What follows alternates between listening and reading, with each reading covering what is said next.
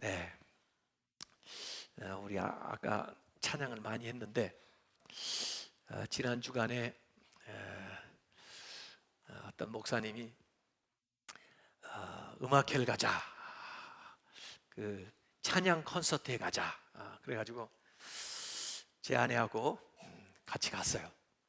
대학로에서 소극장에 사는데 뭐 사람들이 많이 와가지고 극장은 작은데 꽉 찼어요. 소극장이니까 뭐 한 200명 정도 들어간 것 같아요. 근데 지하실이고 캄캄해요. 그런데 그 티켓도 7만 원씩이에요. 7만 원씩 내고 거기 들어가가지고 거의 2시간에서 2시간 반을 하는데 뭐 저는 그래도 그냥 은혜 받고 괜찮았어요. 근데 제 아내가 너무 힘들어하는 거예요. 왜냐하면 캄캄하고 굴속 같으니까. 그 뭐라고 그러죠? 폐쇄 공포증. 이렇게 꽉 갇힌 데 이렇게 들어가면 답답한 거 느끼는 거 있죠. 그래서 좋은 찬양을 듣기는 들었는데 오래 하니까 2시간 이상 하니까 그런가 봐요. 우리 교회에서 했으면 더 좋을 뻔했는데 그럼 한꺼번에 1,500명 뭐 이렇게 앉을 수 있고 그 다음에 이렇게 다 터져 있으니까 얼마나 좋아요. 하여간 굴 속에 있다 하면 얼마나 답답하겠어요. 오늘 이 표제가 다윗이 굴에 있을 때 지은 마스길 곧 기도 이렇게 나와 있습니다. 그러니까 굴 속에서 기도하는 노래예요. 그래서 다윗의 생애로 보면은 아둘람 굴에 있었을 때가 있고, 아둘람 굴은 사무엘상 22장에 나와요. 또 엔게디 굴에 있었을 때도 있어요. 사무엘상 24장에 나와요. 이 굴 속에 있을 때는 사울한테 피해가지고 사울이 자꾸 자기를 죽이려고 하니까 도망 다니는 거예요. 얼마나 억울하겠어요. 자기는 나라를 위해서 일했고 또 왕을 참 사실 위해서 뭔가 했는데 전부 그것이 자기한테 안 좋은 것으로 돌아와 가지고 어디 있을 곳이 없어서 가는 데마다 사람들이 피해를 입으니까 결국 사람들 없는 곳으로, 사람들한테 피해를 입히면 안 되니까 굴 속으로 들어가서 지내는 겁니다. 그러니까 얼마나 답답하겠어요. 거기에서 부르는 노래예요. 그래서 오늘 시편을 읽어보면 부르짖는다, 소리내어서 부르짖는다 하는 얘기가 3번 나와요. 1절에도 나오고 5절에도 나오고 6절에도 나와요. 그러니까 이게 탄식시죠. 시편에 이제 부류가 많이 있었죠. 근데 이게 탄식하는 시예요. 어쩌자고, 또 왜 저 사람은, 또 내가 이렇게 하면서 이제 탄식하는 얘기가 나오는데, 그래서 이 하나님을 믿고는 있지만 하나님을 믿는다고 어려움을 안 당해요? 어려움을 당하는 하나님의 사람이 탄식하면서 하나님께 울부짖는 그런 내용이 여기에 나옵니다. 그래서 이 동굴은 우선 자기가 그 동굴에 들어가 있으면은 우선 피난처가 되겠죠. 그래서 어둠으로부터 또 위험으로부터 피해 있는 장소이기도 하지만 또 생각에 따라서는 이 동굴이 너무 막막하고 그 다음에 감옥처럼 보일 수도 있어요. 여기서 밖으로 나갈 수가 없는. 그래서 사실 그 같은 동굴이라도 마음의 상태에 따라서 편안을 느낄 수도 있고 불안을 느낄 수도 있는 거예요. 근데 이 시편 기자 다윗은 신자라도 이걸 왔다 갔다 하는 겁니다. 이 동굴 안에서 안정감을 느끼면서 이게 피난처다 이런 생각이 들다가도 또 이 동굴 안에 너무나 앞길이 막막해서 내가 감옥에 갇혀 있는 것 같다 하는 그것이 왔다 갔다 하는 거예요. 그래서 우리 신앙생활 하다 보면 같은 일, 어려운 일 이렇게 만나면서 어떤 때는 마음에 확신을 가지면서 힘을 냈다가 또 사실 크게 달라진 것도 없던데 어떤 때는 마음에 또 불안감이 들면서 이 참 두려움이 엄습하기도 하고 이렇게 되는 거죠. 그래서 어떤 마음의 상태냐에 따라서 이 생각의 느낌이 달라져요. 그리고 어느 방향을 무엇을 보느냐에 따라서 이 생각이 굉장히 달라질 수 있다 하는 것이 오늘 이제 본문에서 볼 수가 있는 겁니다.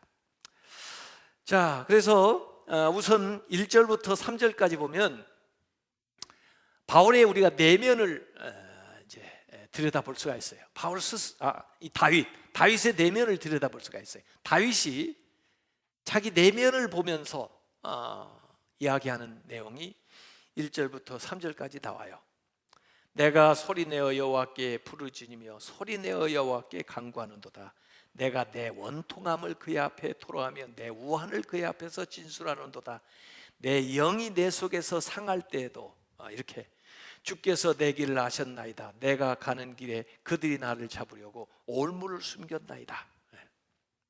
그래서 여기 자기 내면을 들여다보니까 슬픔이 있고 그 다음에 원통함이 있고 또 우환이 있고 마음이 상하니까 상심하는 마음이 있고 그 다음에 저들이 내 앞에 올무를 놓았다. 이런 마음의 상태가 있어요. 이게 계속 반복되고 이게 깊어지면 이게 우울증이 되는 거예요. 우울하잖아요. 이 우울증을 영혼의 감기라고 하는데 이게 이제 자기 내면을 계속 들여다보고 그런 상태인 것을 계속 느끼면서 지나면 이제 우울한 거죠. 그래도 다행인 것은 이 다윗이요 이런 상황에서 기도를 하는 거예요. 또 이런 상황에서 우는 거예요. 이 우는 게 굉장히 약이 됩니다.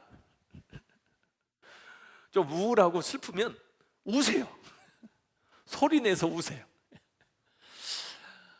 집에서 소리내서 울면 좀 이상할 것 같으면 교회 와가지고 저 기도실에 들어가서 문 딱 닫아놓고 혼자 소리내서 한번 울어보세요. 그래서 이게 다윗이 우는 거예요. 혼자 굴 속에서 소리내서 여호와께 부르짖어 기도하면서 자기 원통함을 풀어놓는 거예요. 내가 뭘 잘못했습니까? 왜 나한테 이런 어려움이 옵니까? 어떻게 해야 됩니까? 이렇게 하고 하나님 앞에 토로하는 거예요. 우환을 자기가 당한 이 괴로움을 다 하나님 앞에서 풀어놓는 거죠. 그래서 말로 표현을 해도 좋고 그렇지 않으면 글로 써도 좋아요. 이렇게 해서 자꾸 자기 마음에 있는 것을 밖으로 끄집어내는 거예요. 그러지 않고 그걸 계속 안에다 간직하고 그러면요 이게 우울해지고 신앙생활도 영적 침체로 막 빠져들어가요. 내 마음과 영혼에까지 이 문제가 영향을 미쳐가지고 나를 계속 아래로 더 깊은 굴 속으로 나를 데리고 가는 거죠. 그래서 자꾸 기도를 하든지 울든지 말을 해서 이걸 좀 풀어야 돼. 이 마음에 이런 복잡한 것들 때문에 길을 잃게 되면은 심리적으로 공황 상태가 와요. 혼란스러운 거죠. 잘못하면 정신분열도 걸리고요. 그래서 삶에 대한 의지나 활력이 떨어질 수밖에 없어요. 그래서 하나님 앞에 기도를 하는 거예요. 그래서 내 영이 내 속에 상할 때에도 주님께서 내 길을 아셨나이다. 주님은 아시죠? 예? 내 마음을 아시는 분 하나님밖에 없습니다. 예. 나를 좀 인도해 주세요. 나를 좀 끌어내 주세요. 내 길 좀 열어주세요. 예. 그래서 주님께서 내 갈 길을 아시니까 내 길을 좀 열어주십시오. 이렇게 이제 기도하는 것으로 나아가요. 사람들은요, 나를 잡으려고 올무를 숨겨놨다는 거예요. 가는 길, 갈 길에다가 올무를 딱 숨겨놔가지고 또 거기에 빠지도록. 그러니까 주님만이 내 길을 아시잖아요. 주님만이 나를 인도해 낼 수가 있잖아요. 안전하게. 그래서 이 다윗이 자기 내면을 살피면서 여기 3절까지 이 얘기를 하고 있습니다. 그러면서 이제 주위를 살피는 거예요. 내면에서 눈을 들어가지고 주변을 이렇게 살핍니다. 그게 4절에 나와요. 오른쪽을 살펴보소서. 없어요. 나를 아는 이도 없고 나의 피난처도 없고 내 영혼을 돌보는 이도 없나이다. 없고 없어. 없고 없고 없어요. 그러니까 주변을 이렇게 살펴보니까 나를 아는 사람이 없어요. 나를 안다는 것은 내 처지를 이해하고 나하고 공감을 하고 그리고 나를 사랑해주고 나를 위해주고 나를 붙들어주고 이런 사람이 없다는 거예요. 예? 나의 피난처도 없고 내가 어디 숨을 곳이 없는 거예요. 나를 어떻게 보호해 줄 수 있는 것이 없는 거예요. 그게 무슨 물질이 됐든 그게 무슨 그 사람이 됐든 간에 피난처가 없고 내 영혼을 돌보는 이도 없나이다. 내 물질, 내 생활뿐 아니라 내 마음, 내 믿음, 나의 영혼 돌봐줄 사람이 아무도 없다. 그러니까 정말 내가 도움이 필요할 때는 나를 도와줄 것이 아무것도 없는 거예요. 자기는 다른 사람이 필요할 때 가서 도움이 되고 힘이 되어 주었는데 진작 자기가 어려움에 빠져놓고 주변을 살펴보니까 와서 도와주는 사람이 아무도 안 보이는 거예요. 그러니까 얼마나 외롭겠어요? 그래서 나의 아픔을 공감해 주는 사람도 없고 완전히 나는 혼자 딱 그 동굴에 앉아있는 사람처럼 버림을 받았다. 어디 피신할 곳, 어디 갈 곳도 없고 받아주는 사람도 받아주는 장소도 없고 갈 만한 곳도 없고 그래서 자기가 처한 이 상황이 아주 처절하리 망치 딱 나 혼자다. 세상에 나 혼자밖에 없다. 이 생각이 드는 겁니다. 이렇게 주변을 살펴보면서 이렇게 참 자기 어려운데 아무도 돌볼 사람 도와주는 사람이 없다 하면은 정말 힘들 것 같아요. 더구나 이런 상태에 있으면요 남하고 비교하면 안 됩니다. 남하고 비교하면요 저 사람은 저렇게 가지고 있는데 저 사람은 저렇게 사람들이 모이는데 저 사람들은 저렇게 잘 누리는데 왜 나만 이러냐 그러면 더 힘들어져요. 또 주변에서 들리는 좋지 않은 이야기들을 자꾸 귀담아 들으면 안 됩니다. 그러면 더 실망이 돼요. 사람들은요 왜 그렇게 어려움 당한 사람한테 도움은 못 줄 망정 안 좋은 소리를 합니까? 가슴 아픈 얘기를 자꾸 해요. 비판하는 얘기를 자꾸 해요. 그래가지고 또 그 얘기가 그렇게 자꾸 들려요.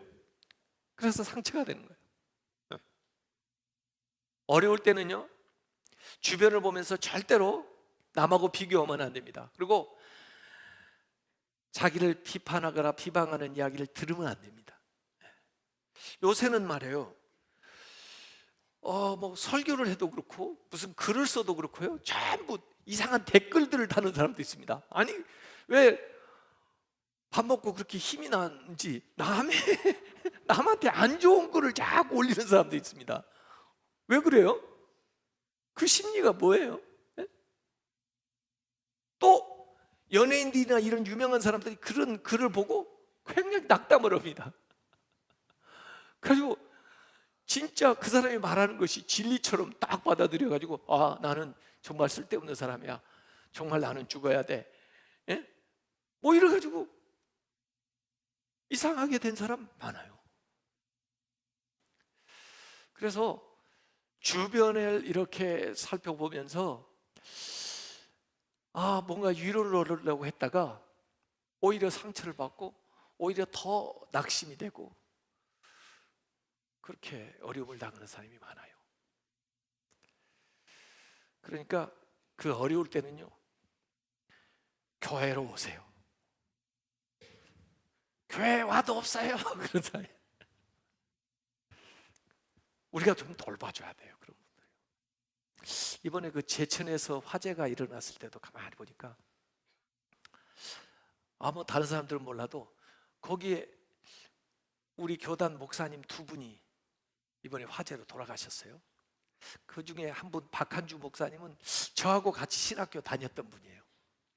참 성실하신 분인데 그분도 화재로 돌아가셨고, 그 다음에 그 젊은 박재홍 목사님이라는 분은 저는 잘 모르는데 나이가 42인가 그러는데 아이가 초등학교 1학년 3학년이에요 근데 동아일보에 나온 기사를 보니까 그분이 그 스포츠센터 그 목욕탕에서 아르바이트 하셨대요, 밤에.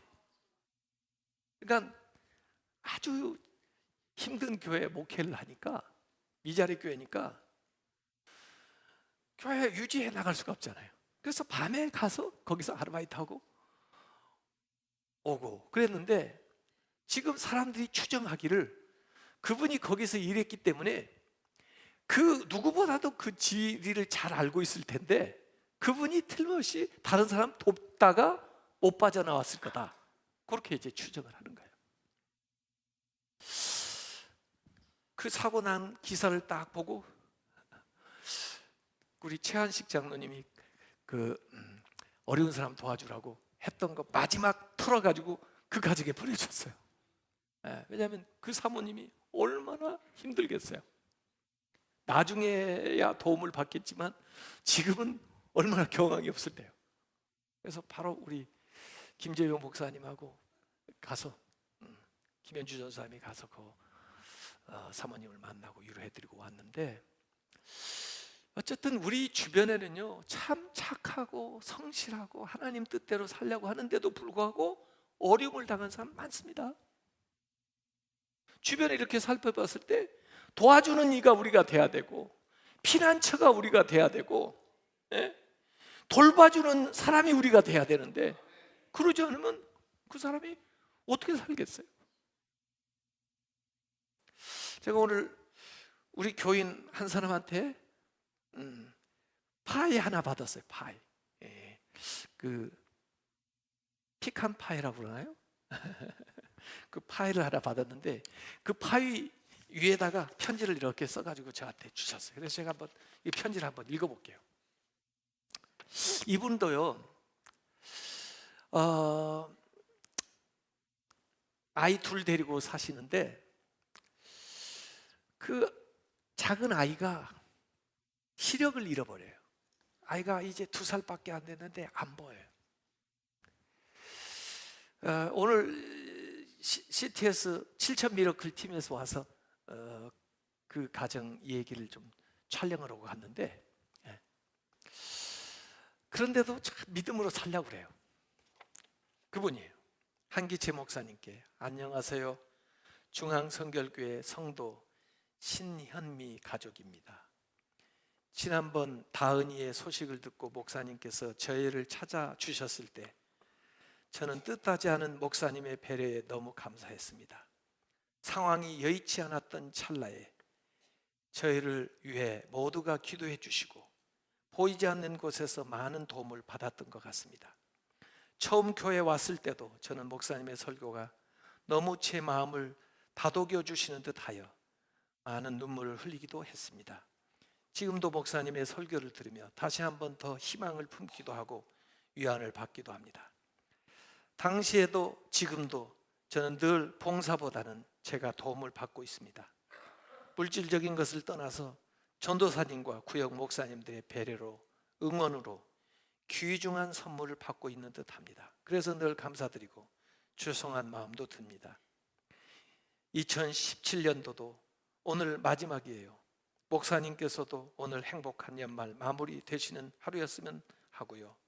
내년에는 건강하시고 더 복되고 감사한 한 해가 되시길 바라봅니다. 늘 멀리서 설교 잘 마음에 담고 지내겠습니다. 목사님의 가정에도 평안이 가득하기를 기도하겠습니다. 신현미 성도올림. 이분 가정에도 우리 최한실 장로님이 줬던 것 중에 일부를 도와드렸어요. 왜냐하면 아이가 그 병원에 가서 이 시력 검사를 해보니까 그런 결과를 딱 들었다고 하는 이야기를 들으니까 야, 저도 손주를 두고 있는데 너무 가슴이 아픈 거예요. 이 아이가 이제 1살, 2살밖에 안 됐는데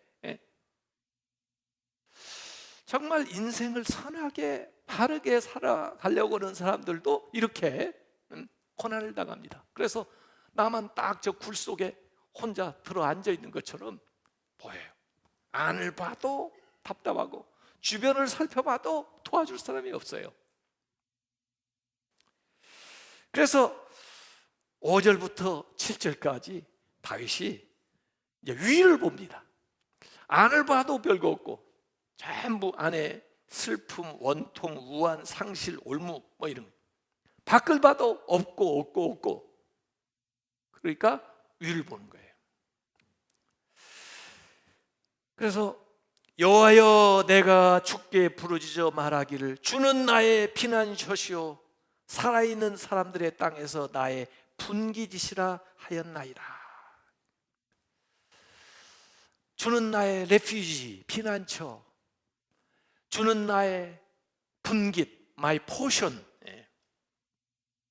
저는 오늘 제목을 그래서 주는 나의 분깃이라고 잡았는데요. 이 분깃이란 my portion이라는 말이 굉장히 좋은 말에 보니까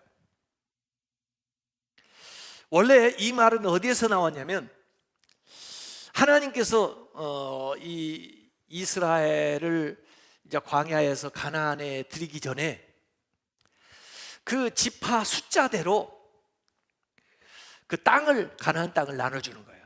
그게 분깃입니다. 그래서 지파별로 분깃을 주는 거예요. 숫자대로. 그 보이는 땅을 다 줘놓고 그 다음에 레위족한테는 땅을 안 줘요.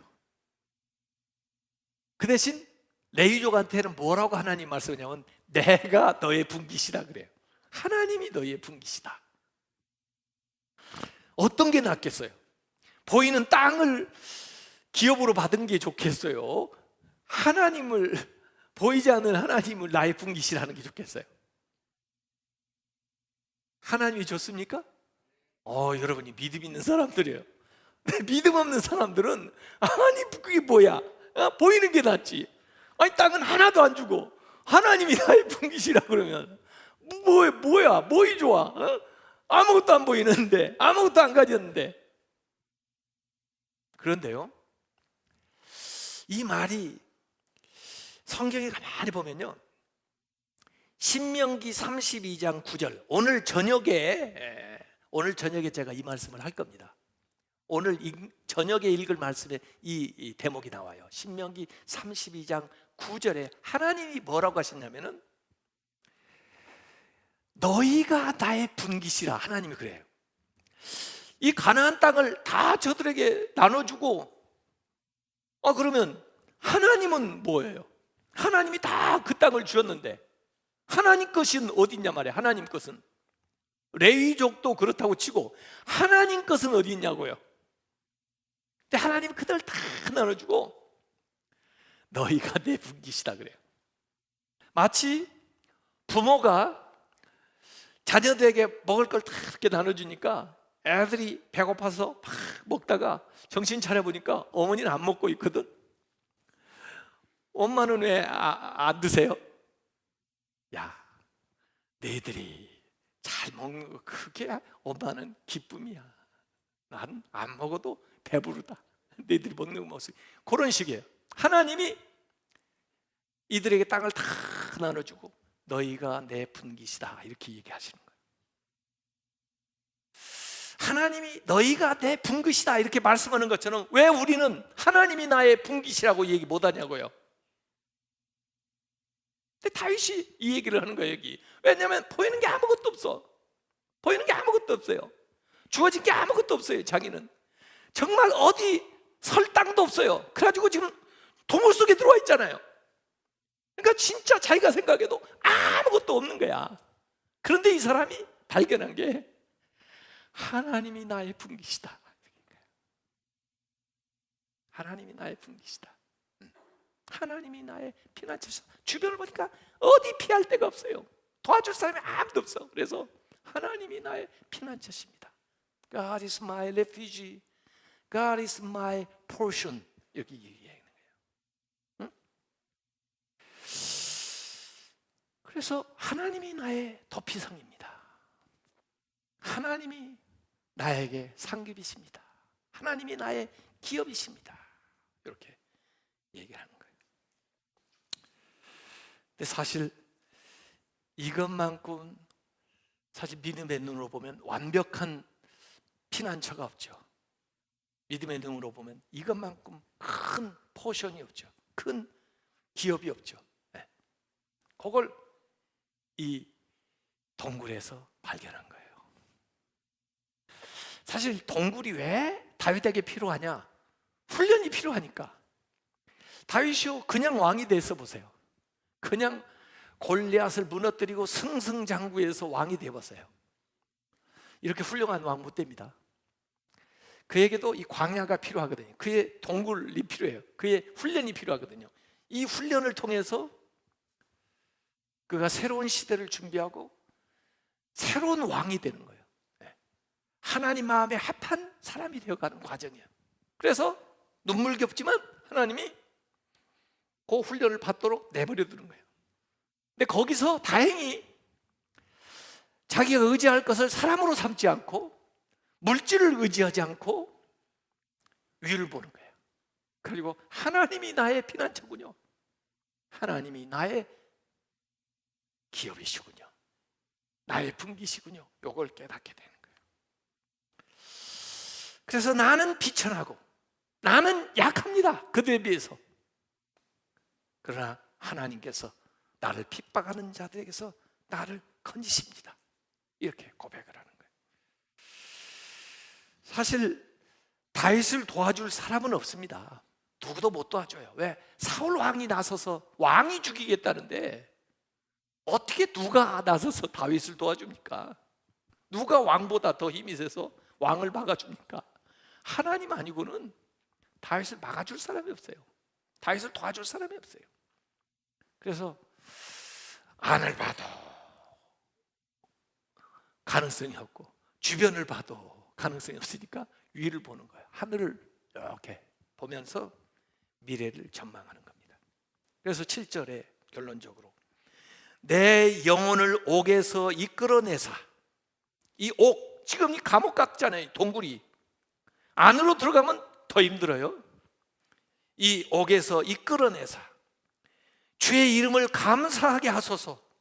주께서 나에게 갚아 주시리니 의인들이 나를 두리리이다. 이렇게 고백하는 겁니다. 여기 신실한 사람 가운데 다니엘도 사자굴에 들어갔었어요. 믿음을 지키고 의롭게 살렸는데 사자굴에 들어갔었어요. 그런데도 하나님께서 그 사자의 입을 막고 그래가지고 거기서 건져내잖아요. 그러니까 하나님의 영광이 나타나고 그 다음에 하나님께 감사하고 또 그를 사랑하고 그를 인정하는 사람들이 그에게 모이잖아요. 베드로도 그렇고 바울도 실라도 그랬어요. 감옥에 갇혔어요. 감옥에. 그런데 하나님께서 그들을 도와주시고 또 그들을 그 감옥에서 이끌어내잖아요. 그래서 하나님이 행하시는 기적을 보이고 또 하나님께 영광 돌리고 또 의로운 자들이 그 하나님의 은혜를 보고 그들과 같이 모이죠. 그래서 하나님의 역사를 더 이루어 나가는 동역자들이 되는 것이 이제 성경에 나와요. 그래서 내 영혼을 그 동굴에서 이끌어내 주십시오. 더 깊이 들어가지 말고 이 동굴에서 나오면 그게 이제 열려 있죠. 그렇게 해가지고 주님의 이름에 감사하면서 주님의 은혜를 간증하면서 또 그것을 기뻐하는 사람들과 더불어 같이 이제 하나님의 일을 도모해 나아가는. 그래서 이 다윗이 동굴에 있었지만은 이 동굴에서 쓴 시편들이 여러 편이 있기는 해요. 좌절하지 않고 아내만 바라보지 않고 주변 사람만 의지하지 않고 여기에서 소리를 내서 하나님께 더 간절하게 기도하는 거예요. 그래서 위로부터 도우시는 하나님의 도움으로 말미암아 그 문제를 해결할 뿐만 아니라 그 상황에서의 그 경험이 그의 인생을 살아가는 데 있어서 아주 값진 자양분이 되고 또 간증이 되고, 그래서 의로운 자들을 같이 모아가지고 이를 도모하는데 아주 기폭제가 되었다. 오늘 제가 여러분한테 얘기하고 싶은 건 그거예요. 하나님이 나의 기업이시다. 하나님을 기업으로 삼으세요. 무슨 뭐 사업체 큰 사람만 부러우지 마시고 땅 많이 가진 사람만 부러우지 마시고 하나님을 기업으로 삼으세요. 그래서 하나님이 나의 분기십니다. 그래서 정말 하나님이 나의 모든 필요한 것들을 채우시고 역사하는 그 일들을 경험하시기를 주님의 이름으로 축원합니다.